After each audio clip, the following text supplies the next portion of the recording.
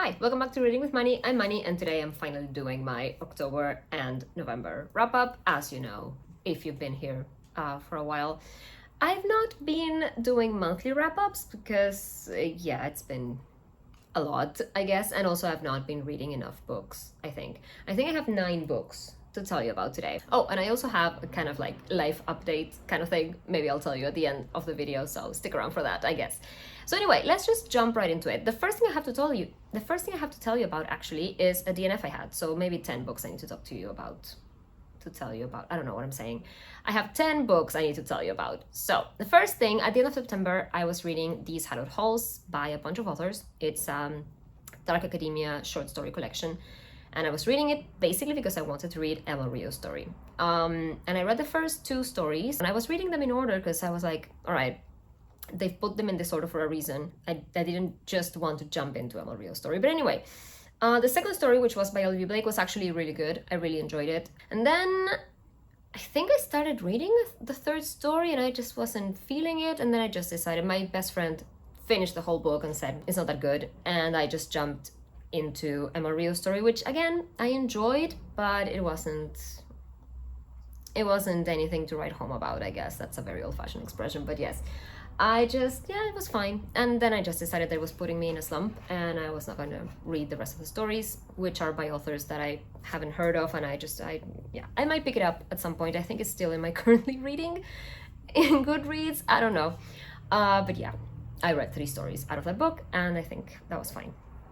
And then we get to October. And in October, the first thing I read was The Graveyard Book by Neil Gaiman. I love Neil Gaiman, okay? I can't. He is definitely one of my all-time favorite authors, and I cannot believe I hadn't read this before. This is like middle grade, but also kind of young adult. I mean, there's a lot of dark topics in Neil Gaiman's books, and yeah, this is no exception. Like, it literally starts with this phrase. Just so you know, it's also illustrated. There was a hand in the darkness, and it held a knife. Anyway, I love this book so much. I don't even know how to describe it. So the hand in the dark holding a knife is actually an assassin that is coming to kill this boy's family, and he manages to murder the whole family except for the little boy, which was actually the objective of the assassin. He escapes, toddling around. He's like 1.5 or something, 2 years old maybe. He reaches this cemetery that is at the top, this graveyard that is at the top of a hill with its own chapel and whatever. And there the ghosts decide to protect him and raise him with the help of some other entity that is not really alive nor dead, if you get my drift. And I love it. I loved it so much. It's so wholesome and full of heart, and it filled me with hope. It made me cry.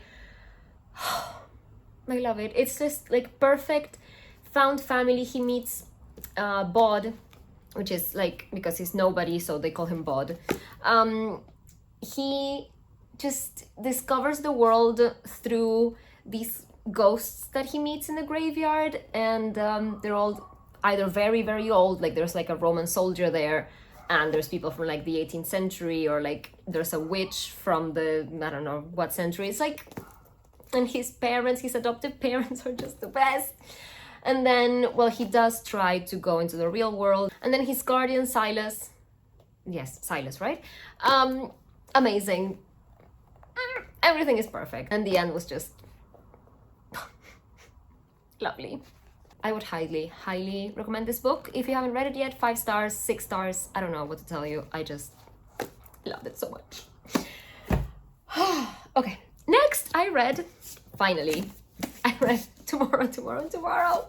And yes, the hype is real. This book is amazing. I love this. I knew from the title of this book that this had to have a Macbeth reference somewhere, because this is a Macbeth quote, and I love Shakespeare. And this did not disappoint, even though it doesn't really have anything to do with Macbeth, but the reference that this makes to, okay, I can't. I cried with this book so much.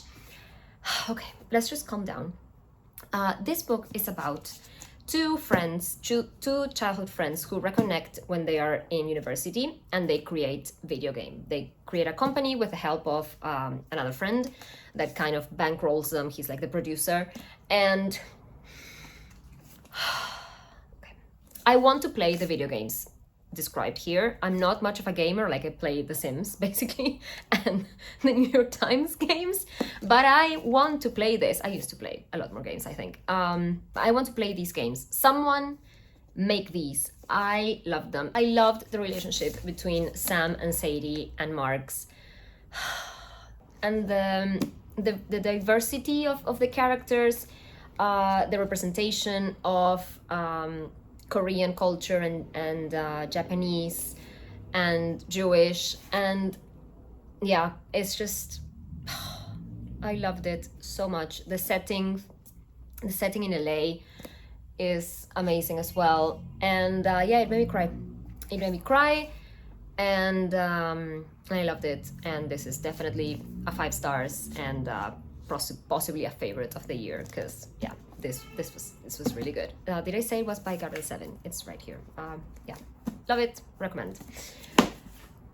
And then another book I loved, I read, finally, I managed to read All's Well by Mona Aywad. I'm so excited that I finally can tell you that I read this. Okay, this also has Macbeth references in it. Anyway, this is about Miranda, who is a drama teacher in a college, and she wants to put on All's Well That Ends Well by Shakespeare, and her students don't want to. They want to do Macbeth, and they kind of have like an interesting cast of characters, let's say, with the students. And Miranda herself, who suffers from chronic pain from an accident that she had on stage. And so she has constant back pain and leg pain, and yeah, it's a lot. And no doctor has been able to help her or give her the right medication or do the right physiotherapy. Like, it's just a lot for her, and it's an incredible exploration how chronic pain can change a person. Like, her relationship with her husband was destroyed by this, basically because of her pain and because she couldn't do certain things anymore. So yeah, it all changes when at a bar she meets these 3 mysterious men, and I'm not gonna say anymore. And then we go into a whole magical realism kind of thing,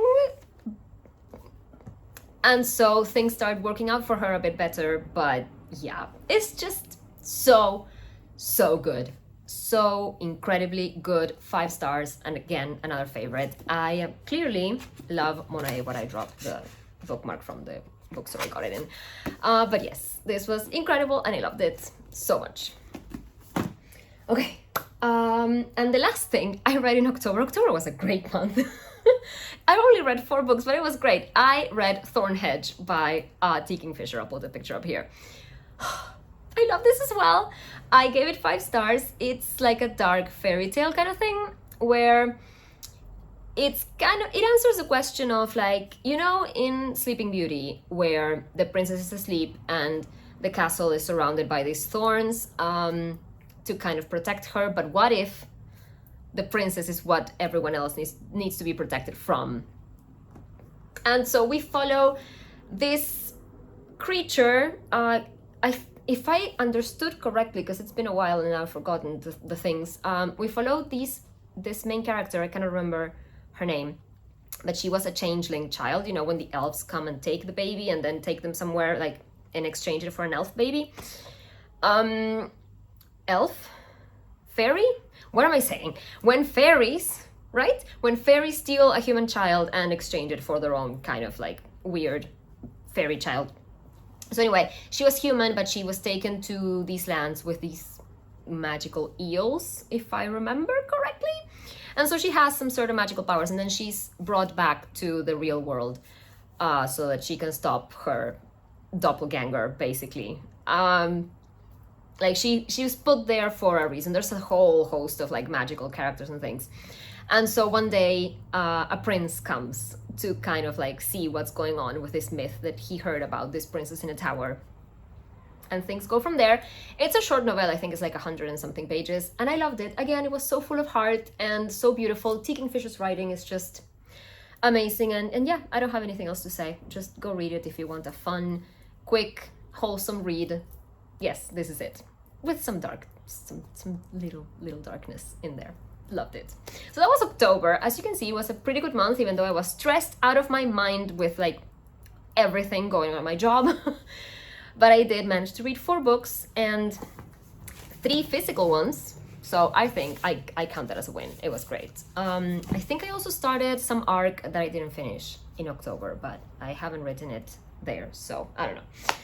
Okay, then we move on to November, and I read The Second Sleep by Robert Harris. This book has a twist on like page 5, 10 that I'm not gonna tell you about, because you know when you're starting to read a book and you're like, this detail doesn't make sense. Okay, I can't quite tell what's going on.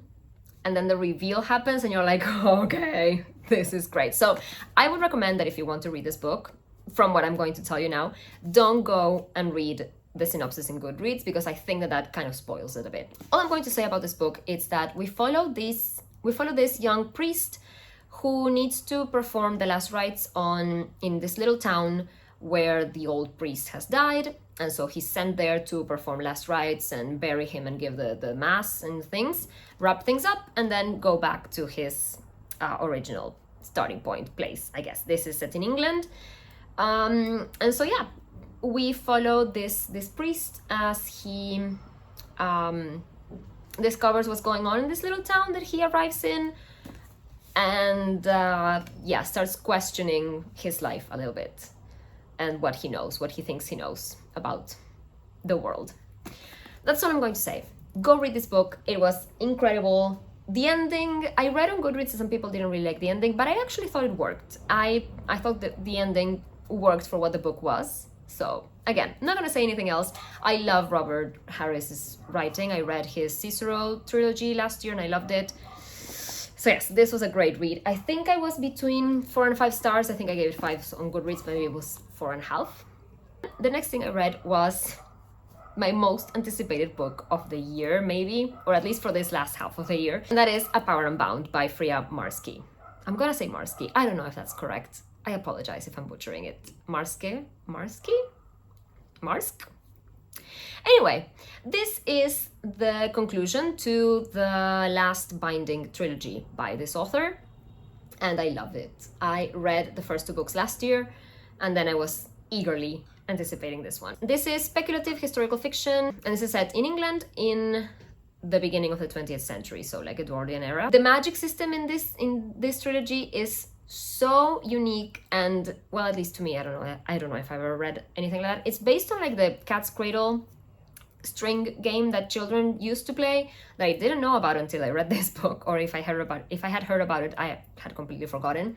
It's not something that came to Uruguay, I think. So yeah, it kind of like you do gestures through your hands as if you were cradling the string, and you create magic basically. And so we follow Robin, who is a normal person, a non-magical person, and he's suddenly put in the position of liaison with the magical world, and he doesn't really know anything about it.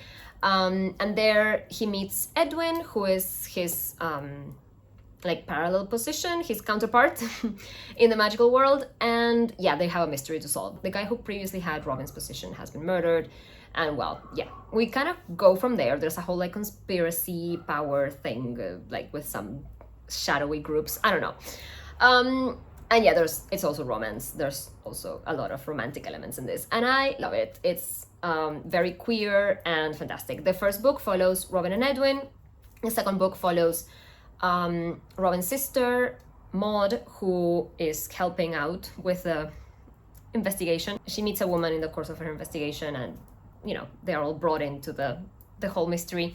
And then the last book follows one of my favorite characters apart from Edwin and Robin, because I love them so much. Like, they're just fantastic. We follow Lord Hawthorne, who is this very sarcastic, bitter kind of person, and with a very interesting backstory as well, which we get to explore in this third book.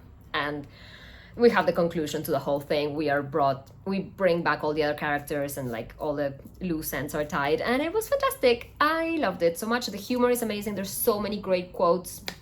And yeah, I loved it. I gave it 5 stars. I don't think I liked it as much as the first one. I think the first one is still my favorite, but it's a close second with like the second book, because like the whole trilogy is amazing. So I really, really highly recommend. It's like romantic, it's like fantasy romance with historical fiction done really, really well. The writing is just really good, and the characters are really well developed and lovely, and I just love them. Did I say that? Okay, I'm gonna move on. And then the day I finished that, I got an arc for the latest, or one of the latest asterisk, one of the latest Asterix graphic novels, which I loved as a child and as a teenager. And I hadn't read any of them in English before, because I've always read them in Spanish, translated from the French, obviously. I'll put the picture up here. They have new authors at this point, because the original ones, I think one of them died and the other one retired, the original authors, if I remember correctly, or they're both dead now? I don't know. But anyway, I really enjoyed this one. I gave it 4 stars. I think it's called Asterix and the White Lotus. No, the White Iris? And the White Iris. And I thought it was great. It was great fun. There's a lot of jokes. You know, with Asterix, you get like physical comedy kind of thing, like the you know, fights between people, but you also get really interesting historical references. And like, you know, it's kind of like a parody of our real world right now. There's also usually references to what is going on in the world, with certain conflicts or certain things. And I always think it's really great commentary, and it's also funny. So yes, I give it 4 stars, because I think it's not one of my favorite Asterix that I've ever read, but it was still really enjoyable and fun, and I read it in like one sitting, so it was great. And before that, I had started Nocturnes by Kazuo Ishiguro, but when A Power Unbound came out, I just had to stop this and read this. So Kazuo Ishiguro, again, another one of my all-time favorite authors. This is a short story collection. There's 5 stories in this, and they all revolve around music, or musicians, or things like that, and it's just great. I think I gave it 4 stars because, I don't know, I guess at least one of the stories didn't really have an impact on me. I think the first one, maybe. No, they're all great. It's just, what was that? It's just, yeah, I don't know. It's probably like 4.5. Like, there's just tiny little things. I really enjoyed this one. All the stories are really different. They follow different aspects of music and different types of musicians. And I really loved it. And I was really craving reading physical books. So yes, this is great. And yeah, if you haven't read Kazuo Ishiguro, this might be a good starting point, maybe? Or maybe just go and read Never Let Me Go. I don't know. And finally, the last thing I finished in November was this. I don't know what to say about Fourth Wing by Rebecca Yarros. Everyone loves this book. It's been all over BookTube and everything. And I read this because my sister asked me to. It also came up on my TBR game that she had. It was her pick. And yeah, it's not my thing. I know that this is not my thing. It's marketed as adult. I don't think it is. I'm not the first one to say this, but I really don't think that this is adult fantasy romance. Just because there's sex scenes doesn't mean that this is adult. The characters are on the younger spectrum of adult, like 20. And no. And the way that they act really doesn't read adult to me sometimes. But yes, if you don't know what Fourth Wing is about, I don't know what to tell you, but we follow Violet, who has been training all her life to be a scribe in this universe, this fantasy world. And then her mother decides that she has to be a dragon rider. So in this world, they are at war. They have been at war for 400 years.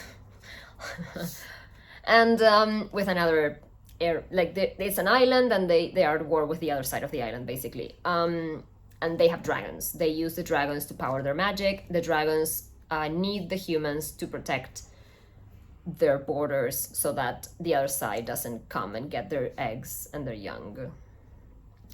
And so they need the humans because through the humans they can channel the magic. But being a dragon rider is extremely dangerous.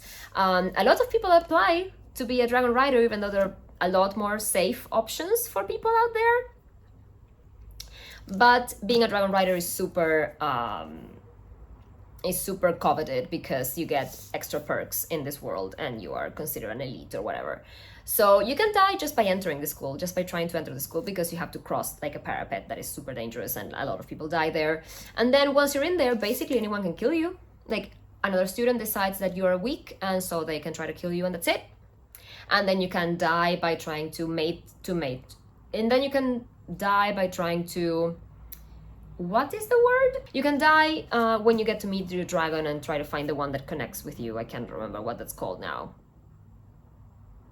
What is it called? So yeah, that alone, the logic in this world doesn't logic to me. Like, you're at war, you need soldiers, but you allow like a third of the year group to die every year. Like, it doesn't make sense to me. Like, I get that you need to weed out the weak, but can't you do it in a way that doesn't kill the weak and they can do something else? Anyway, so Violet also has chronic pain because she has, I can't remember the name of the real life disease now, Ehlers-Danlos something. I'm sorry, I'm terrible at this. I'll put it up here. But basically, she has, she can get bones broken easily and things dislocated easily. So yeah, you hear that and you're like, maybe dragon riding with all the physical effort it implies wouldn't be the best thing for you, but she deals with it. I'm not sure, because I don't have any chronic illnesses, if this is good representation. I've heard both things.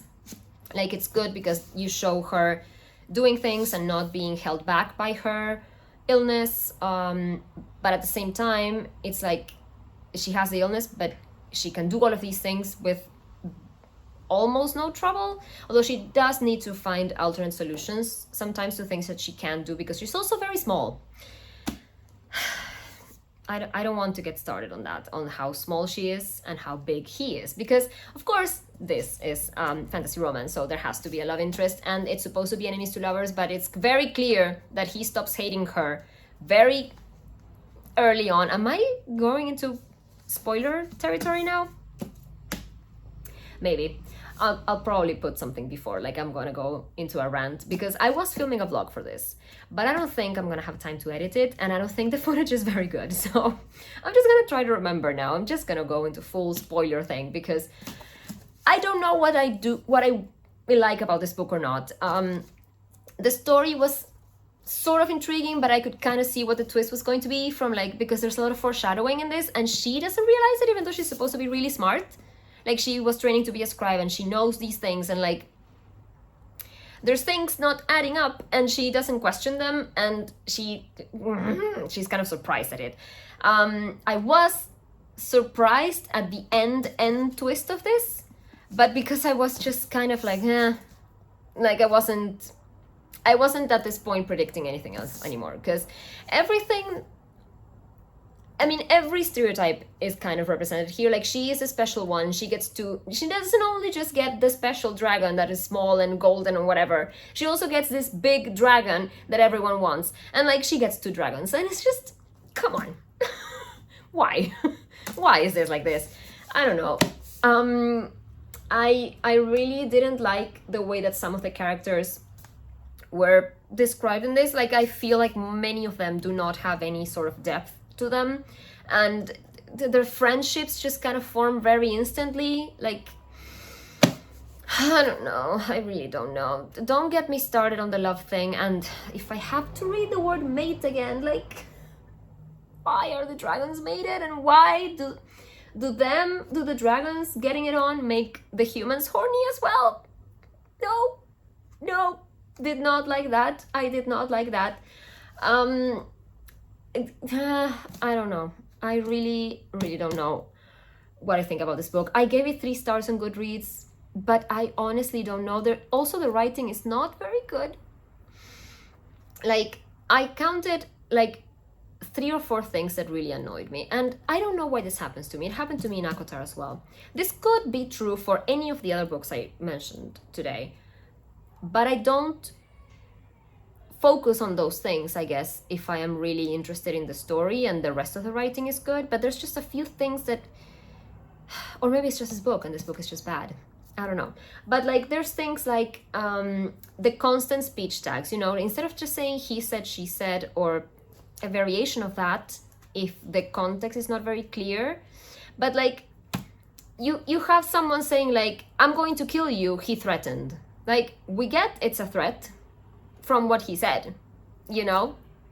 And they're all like that. Like there's a whole dialogue and it's like he threatened, he I don't know, like it's just I can't think of any other examples right now, but like we get it, or we should get it from the writing itself, because I get things like he whispered or he shouted or he, I don't know, those are fine, I guess.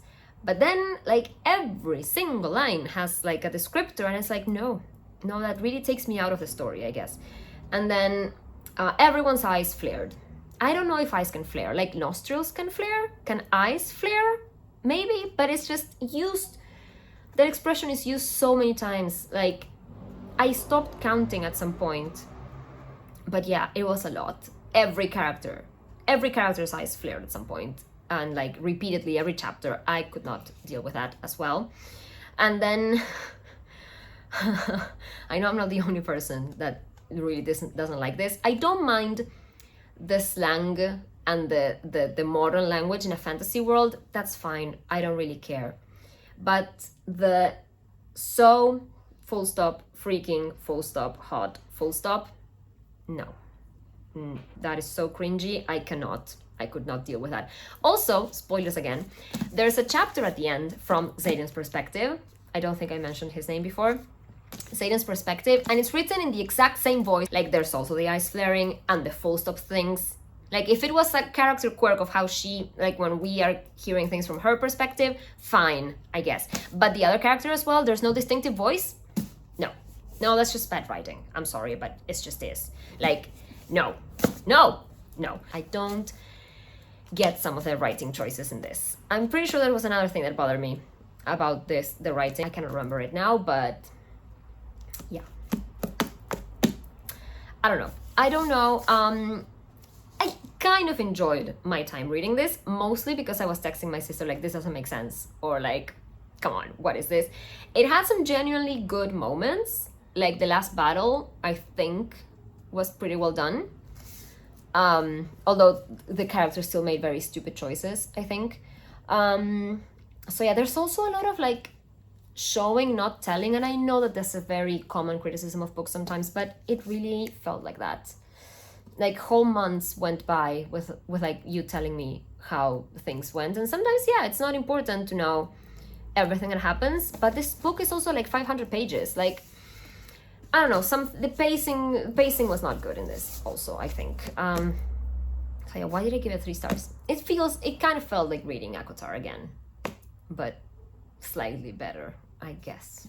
I don't know. I really don't know. And from what I've heard, the next book, Iron Flame, is no better. In fact, it might be even worse in some aspects. So yeah. So that's how I ended November. I finished this on the 25th, and then I don't think I picked up another book. Maybe I know, I did start reading this arc that I was reading, Floating Hotel. Can't remember the author's name. I should pick it up in December again. I'm still working through my first book because December has been a month. So on that note, now that I've finished telling you about all the books I read, life update, I am moving, hopefully in a week.